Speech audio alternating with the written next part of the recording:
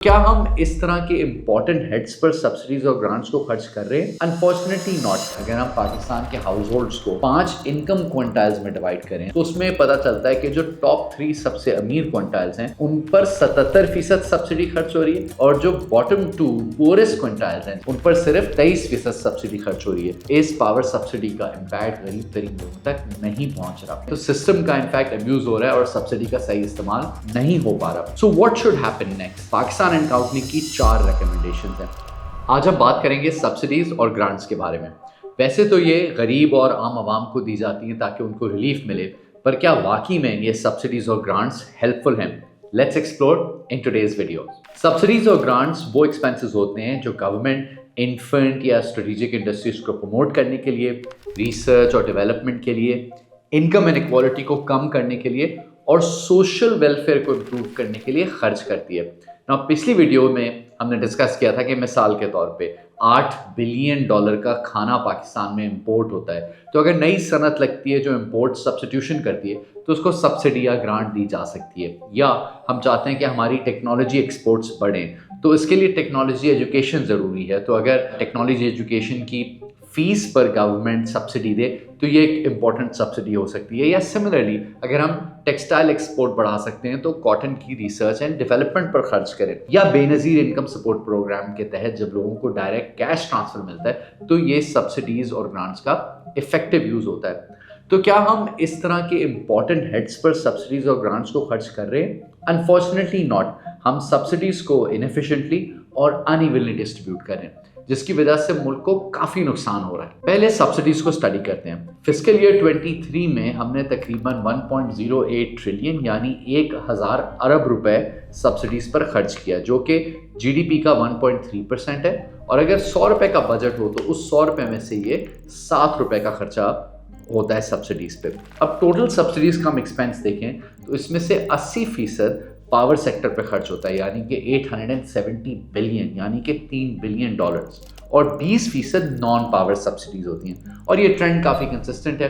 अगर 2013 से 22 के दरमियान देखें तो तकरीबन टोटल सब्सिडीज का 80% पावर सेक्टर ही को गया है ना। जो पावर सेक्टर को सब्सिडी दी जाती है इसका प्राइमरी हेड जो है, जो उसकी बेशतर अखराजात हैं, वो TDS पर किए जाते हैं, टैरिफ डिफरेंशियल सब्सिडी पर। और ये होता क्या है मैं आपको समझाता हूँ। सो पहले तो जो गवर्नमेंट का इदारा है NEPRA, national electric power regulatory authority, वो पूरे मुल्क के इलेक्ट्रिसिटी सिस्टम की पहले तो कॉस्ट डिटरमिन करते हैं। उस पर वो देखते हैं कि जो उनके वापडा के ओन गवर्नमेंट के अपने प्लांट्स हैं और जो इंडिपेंडेंट पावर प्रोड्यूसर से वो बिजली खरीद रहे हैं, इस सब को मिला के कॉस्ट क्या बनती है।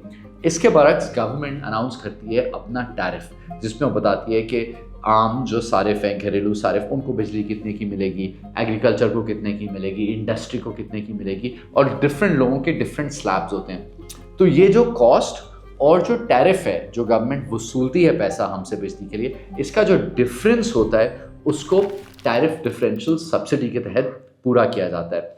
नाउ फिस्कल ईयर 23 जो है उसमें हमारी बिजली की कॉस्ट 35.5 रुपये पर यूनिट थी, जिसमें एनर्जी की कॉस्ट 10 रुपये 90 पैसे, कैपेसिटी कॉस्ट 18 रुपये 40 पैसे, ट्रांसमिशन कॉस्ट 1.5 रुपये और डिस्ट्रीब्यूशन कॉस्ट तकरीबन 4.5 रुपये। तो ये टोटल मिला के 35.5 रुपये हमारी एनर्जी की कॉस्ट बनी थी।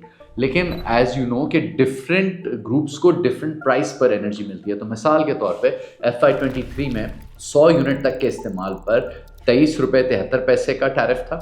100 से 200 यूनिट जो लोग इस्तेमाल कर रहे थे उनको 29 रुपये 74 पैसे।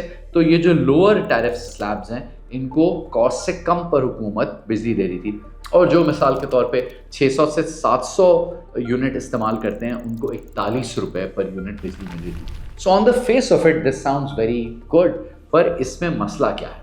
अब बिफोर वी गेट इनटू के इन पावर सब्सिडी के इश्यूज क्या हैं, पहले ओवरऑल पावर सेक्टर की एक बात करनी ज़रूरी है, और वो ये है कि पावर सेक्टर जनरली इनएफिशिएंट है और उसकी कॉस्ट काफ़ी हाई है। इसकी कई वजूहात हैं, जिसमें जो imported fuel based generation mix है, कैपेसिटी पेमेंट्स है, लाइन लॉसेस हैं।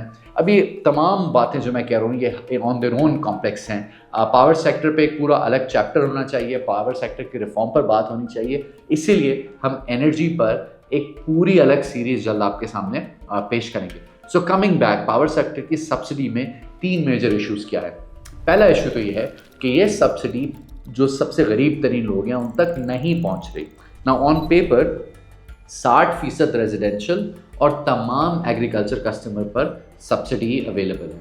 लेकिन वर्ल्ड बैंक की रिपोर्ट के मुताबिक अगर हम पाकिस्तान के हाउस होल्ड्स को 5 इनकम क्विंटाइल्स में डिवाइड करें, सबसे अमीर से लेकर सबसे गरीब तक, तो उसमें पता चलता है कि जो टॉप 3 सबसे अमीर क्विंटाइल्स हैं उन पर 77% सब्सिडी खर्च हो रही है, और जो बॉटम 2 पोरेस्ट क्विंटाइल्स हैं जिनमें 40% लोग हैं उन पर सिर्फ 23% सब्सिडी खर्च हो रही है। और इस पर बेशक रिपोर्ट्स पब्लिश हो चुकी हैं जो बता रही हैं कि इस पावर सब्सिडी का इम्पैक्ट गरीब तरीन लोगों तक नहीं पहुंच रहा। सेकेंडली, इस सिस्टम को अब्यूज़ किया जा रहा है, और ये अब्यूज़ मल्टीपल मीटर्स के तहत किया जा रहा है कि कुछ लोगों ने जिनकी कंजम्पशन हाई है अपने घर में मल्टीपल मीटर्स लगा लिए। अब कराची पर की जाने वाली एक स्टडी के मुताबिक कराची में तकरीबन 3 करोड़ लोग रहते हैं, जिसमें से इस स्टडी के मुताबिक सिर्फ 90,000 लोग 1000 किलोवाट आवर के करीब यूज़ कर रहे हैं। ना अगर आप कराची के डेमोग्राफिक को देखें, खासकर हिसाब लगाएं कि defence, PCHS, north Nazimabad, KDA जो स्लाइटली हायर इनकम ग्रुप्स के एरिया हैं, इस पॉपुलेशन का अगर आप मुवाजना करें तो जितनी higher end consumption, higher end slabs में कंजम्पशन होनी चाहिए उतनी नज़र नहीं आ रही। और इसकी प्राइमरी वजह यह है कि लोगों ने मल्टीपल मीटर्स लगाकर अपने बिल को कम किया हुआ है। जिनको ज़्यादा पेमेंट करनी चाहिए टैरिफ पे, वो मल्टीपल मीटर्स के ज़रिए अपनी पेमेंट को कम कर लेते हैं। तो सिस्टम का इनफैक्ट अब्यूज़ हो रहा है और सब्सिडी का सही इस्तेमाल नहीं हो पा रहा। तीसरा इशू है इनएफिशिएंट यूज़ का। बहुत सारे यूजेस ऐसे हैं कि जिसके लिए जब बिजली प्रोवाइड की जाती है तो उनका एंड यूज़ इनएफिशिएंट है।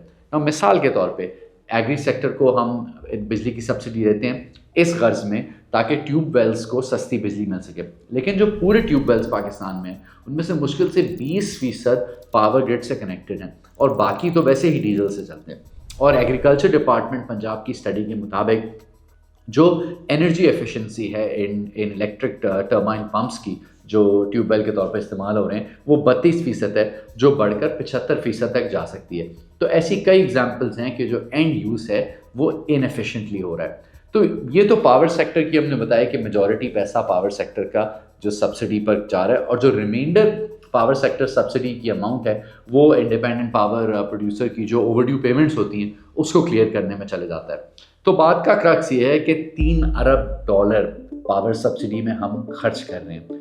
तो क्या आपको बतौर सारिफ, बतौर सिटीजन इसका बेनिफिट फील हो रहा है?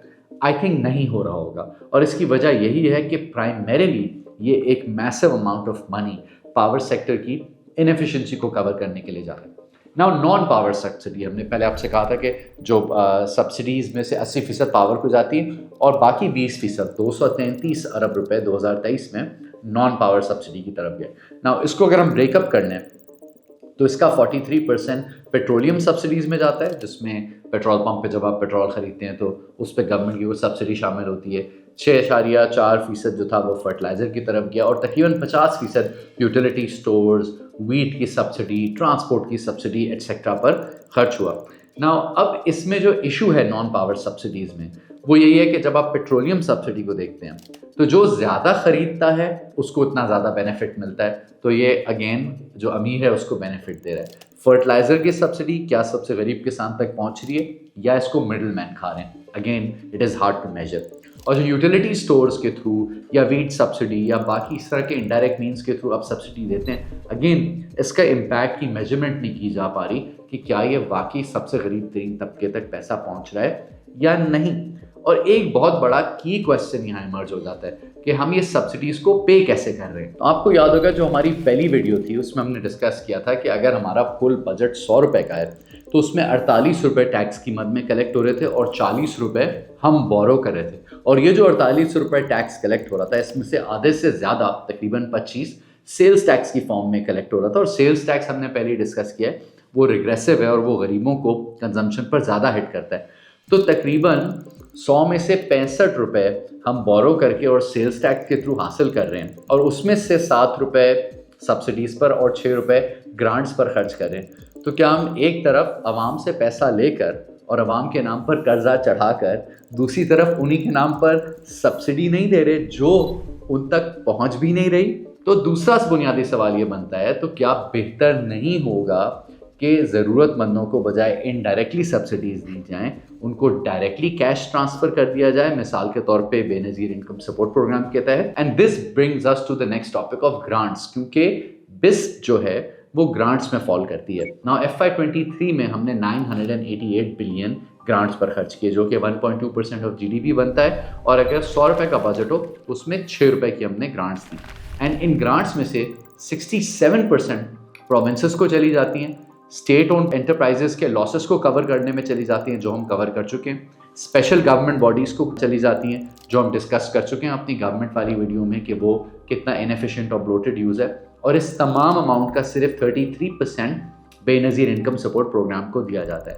नाउ बिस्प 2008 में लॉन्च किया गया था ताकि जो सबसे कम आमदनी वाले तबकात हैं, सबसे गरीब तबकात हैं, उनकी मदद की जाए। ये पूरे साउथ एशिया का सबसे बड़ा प्रोग्राम है अपनी नौयत का, और पिछले साल इसमें 54 लाख लोगों को बेनिफिट हासिल हुआ ना। इसमें मंथली कैश ट्रांसफ़र किया जाता है घर की ख़वातीन के ज़रिए, और कई स्टडीज़ के मुताबिक बिस्प का पॉजिटिव इम्पैक्ट हुआ है बच्चों की नशोनुमा पर, उनकी तालीम पर, पूरे घर की फूड कंजम्पशन पर, ख़वातीन की मोबिलिटी पर।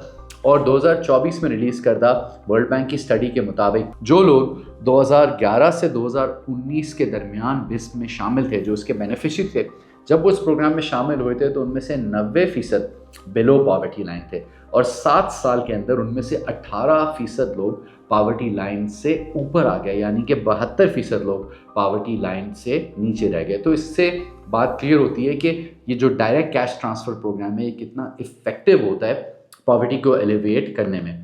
एंड इसके साथ साथ अगर हम सब्सिडीज़ और ग्रांट्स को टोटल में देखें तो कुल मिलाकर हम तकरीबन 2000 अरब रुपए इन दोनों हेड्स में खर्चा कर रहे हैं। और अगर बजट 100 रुपये का है तो टोटल होके ये 13.5 रुपये बनते हैं, which is almost equal to defence expenditure.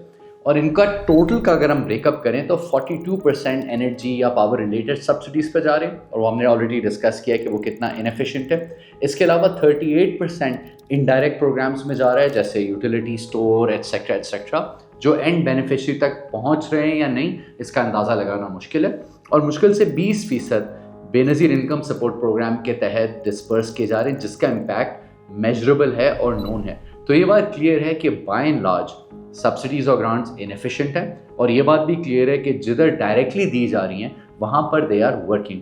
So what should happen next? Pakistan and company की 4 रिकमेंडेशंस हैं। पहली बात तो ये कि बजाय पावर सेक्टर को हम सब्सिडीज़ पे सब्सिडीज़ देते रहें, पावर सेक्टर को फौरी तौर पर रिफॉर्म करना पड़ेगा। इसका सिंगल बायर मॉडल, इसके IPPs का स्ट्रक्चर, इसका एनर्जी मिक्स, ये सब तब्दील होने वाला है। Now because this is a complex topic, हम इस पर एक पूरी सीरीज़ जल्दी करने वाले हैं ताकि सबको ये बात क्लैरिटी के साथ समझ आ सके। सेकेंडली, जो इंडस्ट्री को पावर सब्सिडी दी जा रही है, बजाय इसके कि ब्लैंकेट यूजेज की बेसिस पे तमाम इंडस्ट्री को दी जाए, इससे बेहतर ये होना चाहिए कि स्ट्रेटेजिक इंडस्ट्री लिस्ट होनी चाहिए, और वो इंडस्ट्रीज़ और वो कंपनीज जब अपना टैक्स फाइल करें तो उनको पावर की सब्सिडी के बजाय आप उतनी ही अमाउंट की टैक्स ब्रेक दें, ताकि जो एंड यूज़ है सस्ती पावर का वो बेहतर और एफिशिएंट हो। नंबर 3, तमाम जो नॉन टारगेटेड सब्सिडीज़ हैं, चाहे वो पावर है, ट्यूबवेल है, फर्टिलाइज़र है, वीट है, यूटिलिटी स्टोर्स है, अगर उसका डायरेक्ट एंड इम्पैक्ट मेजर नहीं किया जा सकता तो उस सब्सिडी को बंद करना चाहिए। एंड नंबर 4, हमें मेजर फोकस डायरेक्ट करना चाहिए डायरेक्ट सब्सिडीज़ और बेनज़ीर इनकम सपोर्ट प्रोग्राम के तहत। सबसे पहले तो जो बेनज़ीर इनकम सपोर्ट प्रोग्राम का नेट है उसको वाइडन किया जाए, इसमें सफ़ेद पोश लोग, लोअर मिडिल क्लास के लोगों को भी ऐड किया जाए, और ये एक बहुत बड़ी डिजिटाइजेशन की अपॉर्चुनिटी है और टैक्स फाइलर्स बढ़ाने की बहुत बड़ी अपॉर्चुनिटी है। Now Benazir income support program का ऑलरेडी काफ़ी एडवांस इंफ्रास्ट्रक्चर है, हम इसके इंफ्रास्ट्रक्चर को और इंटरफेस को और भी बेहतर बना सकते हैं ताकि इसमें NADRA, telco wallets, banks, FBR, utilities, education institute, इन सब का डेटा एक जगह कोलैबोरेट हो सके और एक आसान सा इंटरफेस हो जिसके थ्रू जो ज़रूरतमंद हो वो जाकर अप्लाई कर सकें। अपना NIC डालें, अपना बैंक या वॉलेट का नंबर डालें, अपने यूटिलिटी बिल्स के अकाउंट नंबर्स डालें, अपने जो एजुकेशन इंस्टीट्यूट जहाँ उनके बच्चे वगैरह पढ़ रहे हैं उनकी डिटेल्स डालें, इनकम की डिटेल्स डालें, एक्सपेंसेस की डिटेल्स डालें, और फिर एक डिजिटल एल्गोरिथम इस बात को वेरीफाई कर सकता है या मैनुअल स्पॉट चेकिंग भी हो सकती है। बेशतर लेंडिंग ऐप्स, बैंकिंग ऐप्स आज इसी तरह के एल्गोरिथम्स को इस्तेमाल करके लेंडिंग कर रही हैं, तो ये बहुत इफेक्टिवली ये काम हो सकता है। और फिर जो लोग अप्लाई करते हैं वो बाय डिफ़ॉल्ट टैक्स फाइलर्स भी बन सकते हैं और वो फिर इसी के ज़रिए उनको बिजली की, एजुकेशन की, रेंट की, फूड की सब्सिडी दी जा सकती है ना। कुछ लोग कहेंगे कि ये बात, इस सिस्टम को इम्प्लीमेंट करना मुश्किल होगा या लोगों के लिए ये सिस्टम इस्तेमाल करना मुश्किल होगा। ये बात बिल्कुल गलत है। जब नया नया बिस्प आया था तो लोगों को डेबिट कार्ड्स इस्तेमाल करने में मुश्किल हो रही थी एंड ओवर टाइम लोगों ने सीख लिया। मैं आपको अपनी मिसाल से बता सकता हूँ कि जब हमने 2015 में करीम पाकिस्तान का आगाज़ किया तो पहली दफ़ा ऐप के ज़रिए इतने मैस लेवल पर काम हो रहा था। बहुत लोगों ने कहा कि जो कैप्टन्स हैं वो ऐप इस्तेमाल नहीं कर सकेंगे, इंटरनेट का जो मैप्स हैं उसको नहीं इस्तेमाल कर सकेंगे, पेमेंट्स नहीं मैनेज कर सकेंगे और जो कस्टमर्स हैं वो भी नहीं यूज़ कर सकेंगे। लेकिन आहिस्ता आहिस्ता लोगों ने सीख लिया और आज इतनी सारी ऐप्स चल रही हैं and across income and education levels चल रही हैं। फिर कुछ लोग शायद ये भी कहें कि अगर हम सब्सिडी प्रोग्राम को बिस्प के थ्रू बढ़ाते हैं तो फ्रॉड इंक्रीज़ हो सकता है। एब्सोल्युटली हो सकता है, लेकिन जो 2000 अरब रुपए हम इनएफिशिएंट पावर सेक्टर को दे रहे हैं और इनडायरेक्ट सब्सिडीज़ को दे रहे हैं उससे तो बेहतर ही हाल होगा। तो आखिर में एक बार फिर मैं आपकी अटेंशन उसी पॉइंट पर लाना चाहूँगा जिससे हमने इस वीडियो का आगाज़ किया था कि सब्सिडीज़ और ग्रांट्स किस किस्म के एक्सपेंसेस होते हैं और वो क्यों खर्च किए जाते हैं। वो इसलिए खर्च किए जाते हैं ताकि इन्फेंट या स्ट्रेटेजिक इंडस्ट्रीज़ को प्रमोट किया जाए, रिसर्च एंड डेवलपमेंट पर खर्चा किया जाए, इनकम इक्वालिटी को कम किया जाए और सोशल वेलफेयर को फ़रोग़ दिया जाए। तो क्या हम सही जगह ये पैसा खर्च कर रहे हैं? आई थिंक जवाब काफ़ी क्लियर और आपके सामने है। थैंक यू एंड खुदा हाफिज़। और जाते हुए एक सवाल, आपकी नज़र में किन सेक्टर्स को सब्सिडीज़ और ग्रांट्स मिलनी चाहिए?